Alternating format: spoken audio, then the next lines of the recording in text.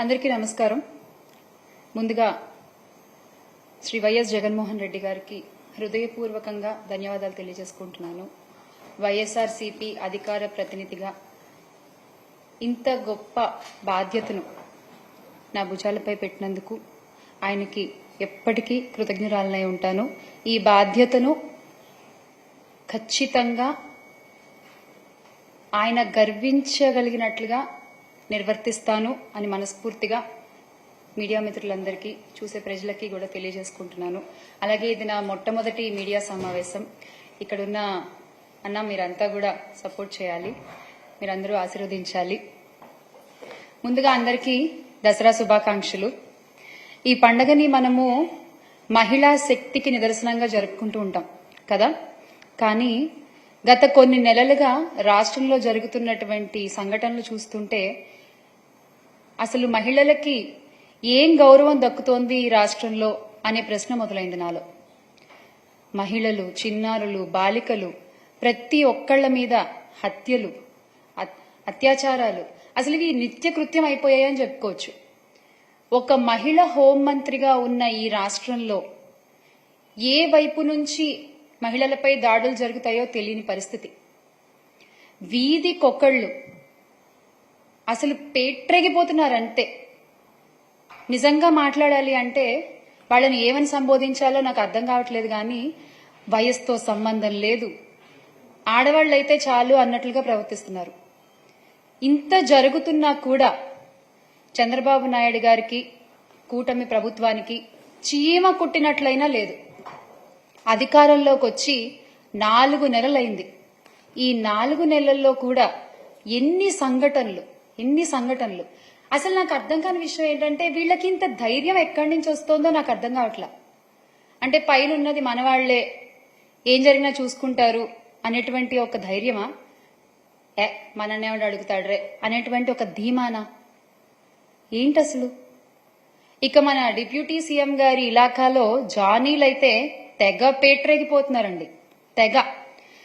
ఈ రోజు కూడా న్యూస్ మీరు చూసుకున్నట్లయితే దళిత బాలికపై, 16 ఏళ్ల బాలికపై దుర్గాడ జానీ అనేటువంటి వ్యక్తి అసలంటే ఊరి శివార్లకి తీసుకెళ్లి ఆటోలో ఎక్కించుకుని ఒక మహిళని కాపలాగా పెట్టి ఆ అమ్మాయి మీద అత్యాచారం చేయడం.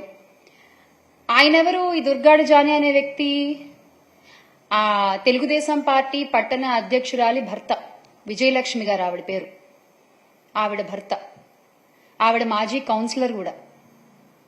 అంటే ఈ తెలుగుదేశం పార్టీ నాయకులే ఇలాంటి ఘటనలో ఇన్వాల్వ్ అవ్వడం వల్ల పోలీసులు కూడా ధైర్యంగా కేసులు నమోదు చేయలేకపోతున్నారు. ఈ సంఘటనలో కూడా, ఈ దుర్గాడ జానీ సంఘటనలో కూడా డంప్ యార్డ్ లో ప్లాస్టిక్ బాటిల్ ఏరుకునేటువంటి వ్యక్తి పట్టుకుని రెడ్ హ్యాండెడ్ గా పోలీసులకు అప్పచెప్తే అప్పుడు కూడా వాళ్ళు కేసు నమోదు చేయలేదండి. ఆ దుర్గాడ జానీ అనేటువంటి వ్యక్తిని కాపాడడానికే ప్రయత్నం చేశారు. ఇక బాలిక కుటుంబ సభ్యులు పోలీసులపై ఒత్తిడి తీసుకొస్తే ఇక తప్పక వాళ్ళు కేసుని నమోదు చేశారు. ఇది లేటెస్ట్. ఇక మొన్నటికి మొన్న పుంగనూరులో జరిగినటువంటి ఆసిఫియా ఘటన తీసుకున్నట్లయితే ఆ అమ్మాయి కనిపించట్లేదు అని కుటుంబ సభ్యులు ఎప్పుడైతే పోలీసులకి ఫిర్యాదు చేశారో అప్పుడే పోలీసులు గనక సరైన యాక్షన్ తీసుకుని సరిగ్గా మనసు పెట్టి వెతికి ఆ పాపను తీసుకొచ్చి ఆ తల్లికి ఇచ్చుంటే ఎంత బాగుండేదండి. 5-6 రోజుల కాలం గడిపేశారు పట్టించుకోకుండా. చివరికి ఆ పాప చచ్చిపోయి కనిపించింది. ఆ తల్లి పడేటువంటి ఆ కడుపు కోత ఎలా ఉంటుందో ఒక తల్లిగా నేను అర్థం చేసుకోగలను. అంటే ఏం లేదు, చిన్న బాధ. ముందే ఒక్క అడుగు ముందే ఉంటే పోయిందేంటి, ఏముంది, ఒక తల్లి కూతురు కలిసేవాళ్లు కదా అనేటువంటి ఒక బాధ, అంతే, అంతకంటే ఏం లేదు. ఎప్పుడైతే ఇందులో ఇంకో గొప్ప విషయం ఏంటంటే ఎప్పుడైతే జగన్మోహన్ రెడ్డి గారు ఆ బాధితురాలి కుటుంబాన్ని పరామర్శించడానికి నేను వెళ్తున్నాను అని చెప్పారో అప్పటి వరకు ఎవ్వరూ స్పందించలేదు, అప్పటి వరకు ఎవ్వరూ పట్టించుకోలేదు. కానీ హుటాహుటిన అక్కడికి 3 మంత్రులు దిగిపోయారండి. అందులో మన హోంమంత్రి గారు కూడా ఉన్నారు. దిగిపోయి ఆ విషయాన్ని అక్కడ రాజకీయం చేసేశారు. అంటే మీకు 4-5 రోజులు ఆ పాప సంగతి గుర్తులేదు, మీకు 4-5 రోజులు ఆ తల్లిదండ్రుల వేదన గుర్తు రాలేదు. ఎప్పుడైతే జగన్మోహన్ రెడ్డి గారు వస్తున్నాను అక్కడికి నేను పరామర్శించడానికి ఆ బాధితురాలి కుటుంబానికి అని చెప్పారో అప్పుడు మీకు గుర్తొచ్చిందా అండి? అప్పుడు దాకా మీకు అసలు అక్కడికి వెళ్ళాలని కూడా అనిపించలేదా?